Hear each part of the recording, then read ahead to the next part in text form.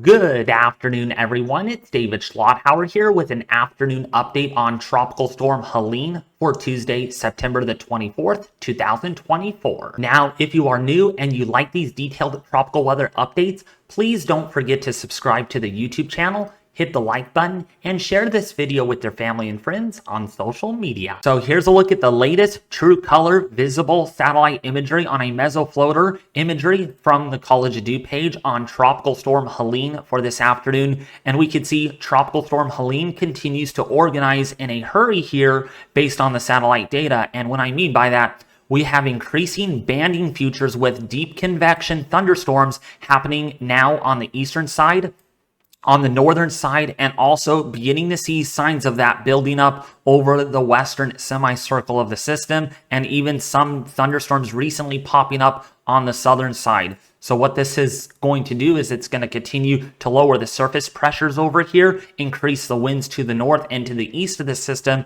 and we'll see if those tropical storm force winds and hurricane force winds, once they develop, completely encircle the inner core that is possibly in the early formative stages at the moment. Now, the reason why Tropical Storm Helene continues to organize at a quick fashion is because the vertical wind shear continues to decrease over the system. We can see that here by looking at the low-level water vapor imagery. The orange colors here on your screen denote really dry air in the deep layers of the atmosphere. The bluer colors like this and yellows indicate a lot more moisture in the deep layers. So when looking at Helene over here, you can see the wind shear that was responsible because of this cutoff flow is now backing away over the Bay of Campeche in the next day or so as Helene is now developing.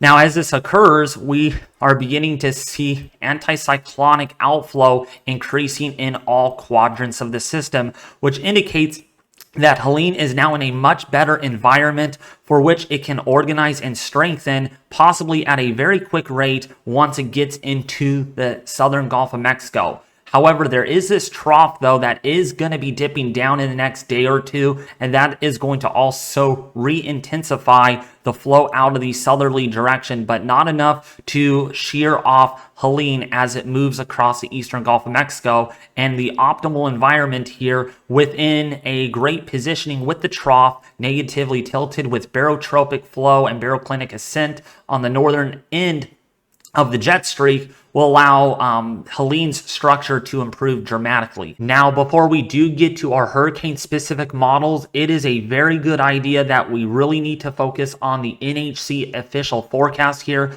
Some of the things that I'm about to read to you are absolutely concerning, and all preparations need to get underway if you are in the Big Bend of Florida. First of all, we have hurricane warnings now out for the Big Bend of Florida in red. Also in the western or eastern portion there of the Yucatan Peninsula under a hurricane warning. We are expecting hurricane conditions there by 2 in the afternoon on Wednesday, and then eventually this becoming a strengthening hurricane, then into a major hurricane. Now, just because we only have one major hurricane point here does not mean this is going to be weakening on approach to the Big Bend. We're still expecting this to maintain strength, or if not strengthen a little bit more, up until landfall in the Big Bend of Florida. And all users right now need to get preparations underway, as I did talk about in this morning's video, or in earlier's video this morning. Winds are at 50 miles an hour and pressure is down to about 995 millibars. So the pressure is dropping pretty quickly with Helene. Here are the key messages, and yes, I will be reading all of the key messages to you all in this video. So this may be a little bit longer video today, but we really need to go over all of the impacts as detailed as we can possible, okay? Because this is pretty serious. This really is. Helene is forecast to intensify to be near hurricane strength when it passes near the northeastern coast of the Yucatan Peninsula on Wednesday, where a hurricane warning is now in effect. Helene is expected to rapidly intensify and grow in size over the eastern Gulf of Mexico. There is a danger of life-threatening storm surge along the entire west coast of the Florida Peninsula and the Florida Big Bend. The highest inundation levels are expected along the coast of the Florida Big Bend area, including you all, Steinhatchee, Florida. Residents in those areas should follow advice given by local officials and evacuate if told to do so by those officials, okay? I cannot tell you to evacuate. You have to follow your government there, okay? Damaging hurricane force winds are expected along portions of the coast of the Florida Big Bend where a hurricane warning is now in effect. All preparations to protect your life and property should be completed by Thursday, since tropical storm conditions are expected to begin within this area Thursday afternoon and evening. Helene will bring heavy rain to portions of the Western Caribbean with potentially significant flooding and mudslides across western Cuba.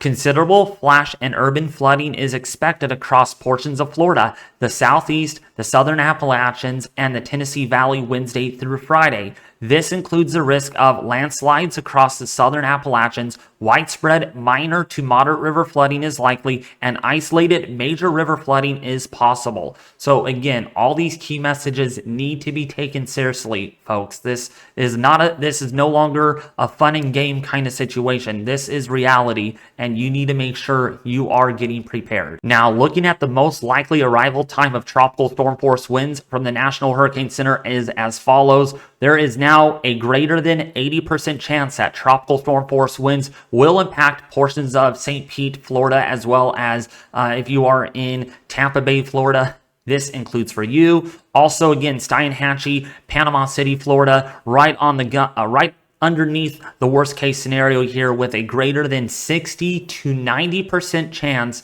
of tropical storm force winds. And those winds will arrive by Thursday afternoon and evening by 8 p.m. So again, this is your time to get prepared before Thursday night in the Big Bend of Florida, and a little earlier if you are in, say, Sarasota, Florida, and say Tampa Bay, Florida, where tropical storm force winds are likely there right around between 8 in the morning and about 11 in the morning on Thursday, Eastern Daylight Time. The biggest concern with this hurricane will be the storm surge. Take a look at these numbers. These are not funny at all. These are serious. The purple magenta color here illustrates storm surge greater than 12 feet high above ground level, above sea level, that is, 10 to 15 feet specifically in a narrow corridor right here where we have the hurricane warning well in effect. Okay, if you are in, say, Tampa Bay, still expecting about 5 to 8 feet of storm surge, maybe locally up to 9 feet in some areas. And if you're along the westernmost portion there of the Big Bend of Florida, you're expecting 5 to 10 feet of storm surge. Eaglewood, 4 to 7 feet. Charlotte Harbor, 3 to 5 feet. And down here towards Flamingo, still some storm surge. And now South Santee River, as well as Flagler and Volusia County line, is expecting 1 to 3 feet of storm surge. So this is indeed a big system. When you get storm surge like this on the other side of Florida, along the Georgia and South Carolina coast, this is going to be a big storm, and it's going to cause problems. So if you are under a threat for storm surge, you need to take precautions at protecting your life and property. It's not only going to be the storm surge flooding and high surf that you're going to have to be concerned about. There is a very, very serious concern about life-threatening flooding, possibly considerable and unsurvivable flooding, especially combined with the storm surge along the Big Bend here of Florida. We're talking rainfall accumulations, folks, in near around the Panama City, Florida, approaching 12 inches. That's a foot of rainfall. Also, up to a foot of rainfall, perhaps, over Atlanta to the northeast across the Appalachian Mountain chain there, expecting locally up to 12 inches of rainfall from a system that will likely be a low to mid-grade tropical storm in the weakening phase down to a tropical depression. The rainfall impacts will spread well away from the coast. In fact, even Springfield up here, St. Louis, you could see 2 to 4 inches of rainfall with isolated amounts, maybe up to 5 inches. There will be flooding over in that area. Nashville, Chattanooga, you could see as much as 4 to 6 inches of rainfall. Birmingham, Montgomery, up to 4 to 6 inches. Augusta, 4 inches. Charlotte, 4 to 6, maybe up to 8 inches of rainfall in that area. Roanoke, Virginia, maybe as much as 6 to 7 inches of rainfall. And again, you don't need to be at the Florida coast like the Big Bend to experience the worst impacts. These rainfall totals will certainly lead to landslides, mudslides, and rock slides in rocky terrain, especially in the Appalachians where we have really steep terrain. We could see some minor rock slides in those areas. So yeah, big rainfall maker, big storm surge maker, and surf maker as well. And of course, the hurricane force winds along the coast. Therefore, the Weather Prediction Center has issued a moderate risk for heavy rainfall and has extended that now for Knoxville, Tennessee, Chattanooga, Tennessee, actually on the border there of Georgia and Tennessee, Atlanta, Georgia, Montgomery, Alabama, Birmingham, Alabama, Tallahassee, all under a threat here for a slight to moderate risk. And we could see additional upgrades with this, folks. I don't like hoping for that, but this is reality, especially where the heaviest rainfalls. Does not surprise me if we get a narrow area, and even up here where we get the heaviest rain, there could be isolated areas that could see a high risk event of flooding out of this hurricane. Now, taking a look at the potential storm surge flooding here on an interactive map from the National Hurricane Center, you could find that with the link in the description below this video, leading to a nice graphic that they make here. Really cool stuff. Cape Coral, you're not going to see storm surge, but some of these estuaries, you could see up to 6 feet above ground level of water. And some of these red areas indicate storm surge greater than 9 feet, possibly even 10 feet above ground level. So essentially, most of this area will be flooded, essentially with Helene as it rapidly intensifies. We still, if you are northward, like Northport in Florida, as well as if you are in Charlotte, Florida, yeah, there's a little town here, you're expecting a lot of storm surge. But most importantly, a lot of people live in the Tampa Bay area. So yeah, a lot of population here, and this area could seriously be in trouble. I'm not kidding when I say this. I'm not trying to scare you all. This is reality. We are looking at storm surge greater than 9 feet in isolated spots here. Tampa Bay, Florida right here. Some of the rivers and creeks here could have additional storm surge problems. And Courtney Causeway could have up to maybe 9 feet of storm surge. This is not good at all in the Tampa Bay. St. Pete in Florida, as well as St. Petersburg, looking really bad. Clearwater, that's Palm Harbor, yeah, that's Palm Harbor right there. Up to 9 feet of storm surge or greater, maybe even 12 feet at this point. And then you go further north, it gets really, really high. All this red here indicates big time storm surge problems, all right? And then this, and if we pan the map, all of this red in the Big Bend, Cross City, not going to be impacted by storm surge, but wow. If you're in the red area, you live along the coast here, this is essentially destructive. You will not be able, your home will probably be washed away because you have storm surge here greater than 15 feet. And this continues all the way into near the Panama City, Florida area. So this is a pretty big concern for a lot of residents that live in, not really in the Big Bend area, but like Tampa Bay, Florida. You know where you're at, and you need to follow your local officials given storm surge conditions, all right? And follow, again, all evacuation orders if they are issued to you. So now the question is, how much stronger will Helene get? I said this in this morning's video. I said it in yesterday afternoon's video. So a lot of you are probably asking, will this become a Cat 4 or even a Cat 5 hurricane? A Cat 5 looks a little less likely at this point. A Cat 3 looks very much likely and possibly not out of the realm of possibility. This could still become a low or mid-grade, even maybe a high-end Cat 4 because of the upper ocean heat content. But what we have today is some help from Recon data. This is the upper level G5 or G4 aircraft that is currently doing a survey mission and sampling the upper levels of the atmosphere. This has not been put into the 12Z model guidance today, but this will be put into the 18Z models. Actually, the 0Z models it will be put into because they're going to be done with this mission in a few hours. And what they do here is they do drop zones. So they drop these weather instruments throughout the deep layers of the atmosphere, And what they're looking for is the ridge stronger? Is it weaker? Are they looking, and they're looking for wind shear and dry air? Is the atmosphere very conducive in this environment ahead of Helene for what that it will rapidly intensify? So what this is going to tell us is give us that data that we need for our 0Z models. And right now we have a few drop zones. So I picked out a few here. We picked up drop zone number 6. So that's this one.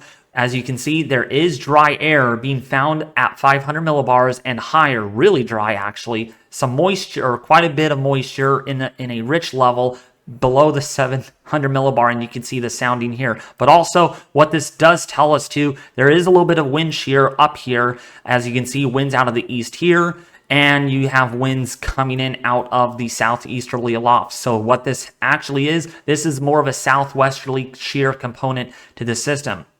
We look at other drop zones. So we're going to look at drop zone number 10. That's right here. And you can see that the atmosphere is actually drop zone 11, I believe this is, showing us a more moist environment. And we can see here that the deep layer of the atmosphere is fairly moist, but there is some dry slots in here, like at the 500 millibar, showing a little bit of dry air. But that dry air is not being shoved into the system at all right now, since the system is quite the distance away from that. But we're also seeing lesser wind shear in this profile. Winds generally out of the northeasterly here, same level here at 400 millibars. And we're not seeing a whole lot of wind shifts in the 3 to 200 millibar layer, which tells us out ahead of Helene, the shear is very light to less than 5 knots perhaps. So now to our numerical models we go. These are our hurricane models, such as the H-WRF, the HMON, HAVS A, HAVS B, and we're going to be looking at what this system is going to be doing. How strong is it going to get? Could it still get to that major hurricane intensity? Now, these are going to adjust still, since the system is playing catch up with these models right now, and we will probably see uptrends back into the 18Z and 0Z model guidance, given that the system is already strengthening at a pretty big pace right now. So looking at this,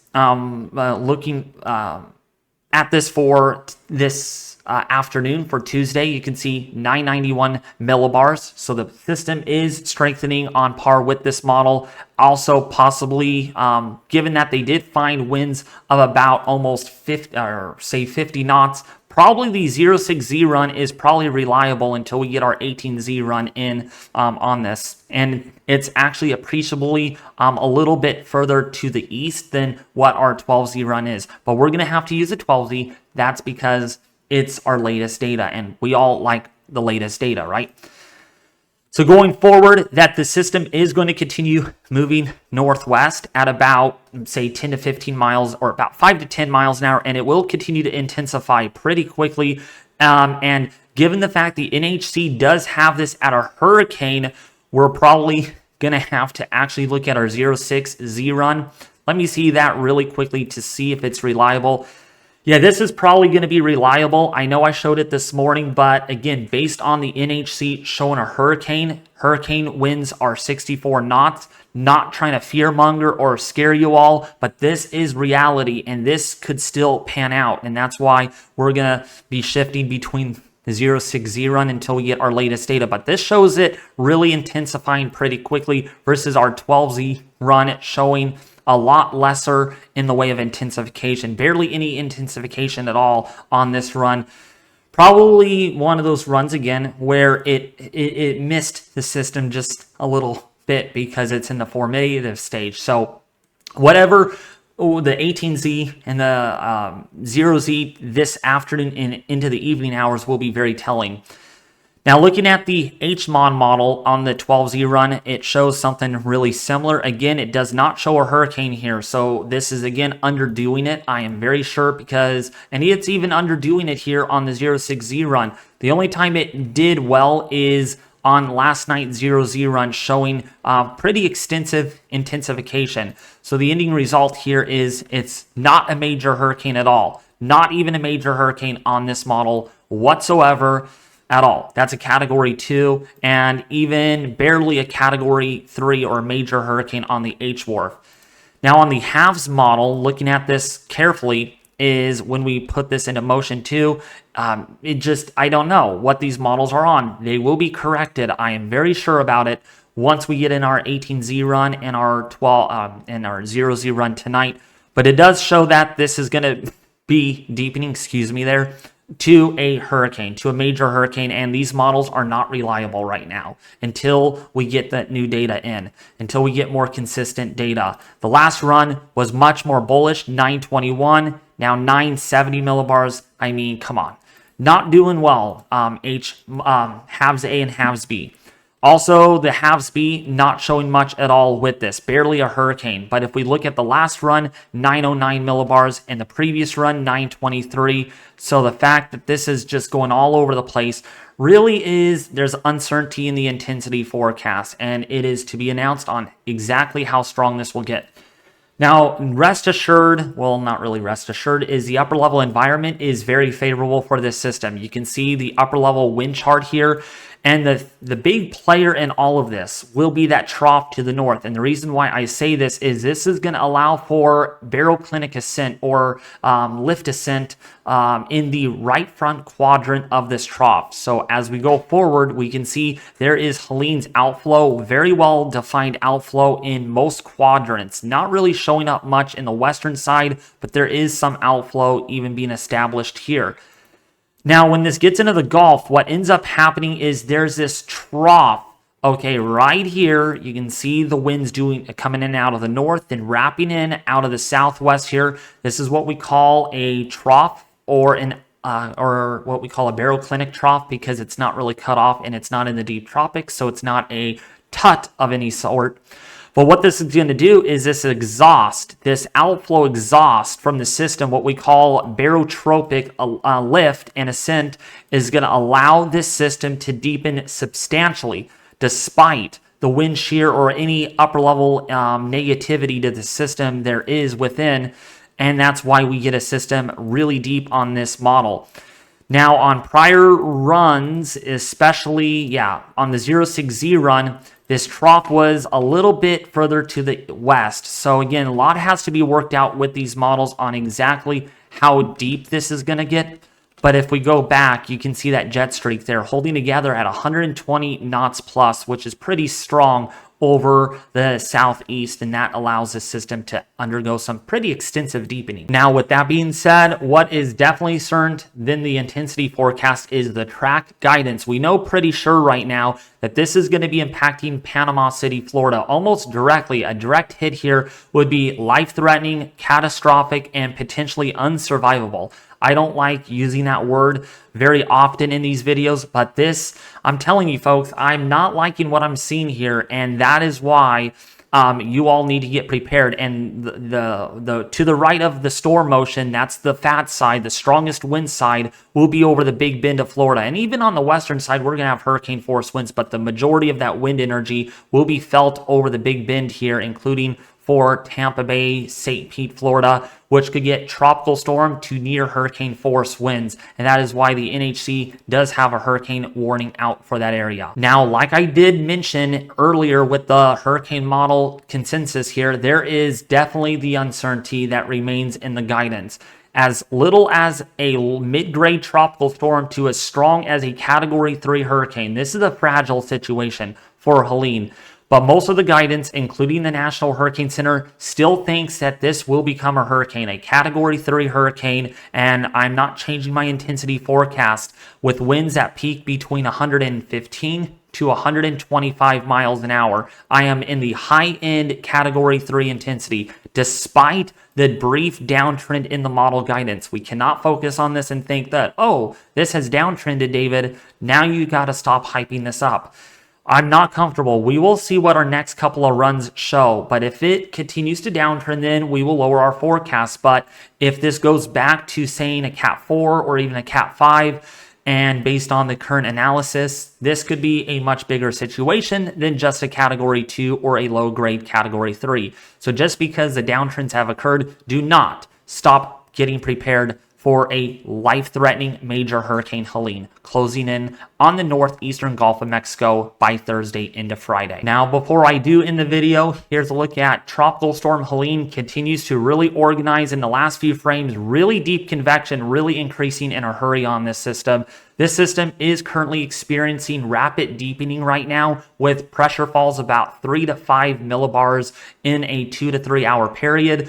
All preparations along the Florida coast, like Tampa to the north, need to be getting prepared for this system. This system is not a joke, something to not mess with, and you could only get the latest update if you do subscribe to the YouTube channel. So if you guys are new, you did enjoy, you found this video very helpful, please consider subscribing right now to this channel to get more information. Hit the bell icon and leave a comment and share this video with your family and friends on social media. Because of the quick evolving situation, we will be going live tonight at 8 at night tonight. So we're going to do what we did last night. We're going to go live for about 4 to 4.5 hours. Actually, 3.5 to 4 hours on this system. We're going to be looking at Recon data. We're going to give you the latest information on our models as they come in. But anyways, thank you all for watching.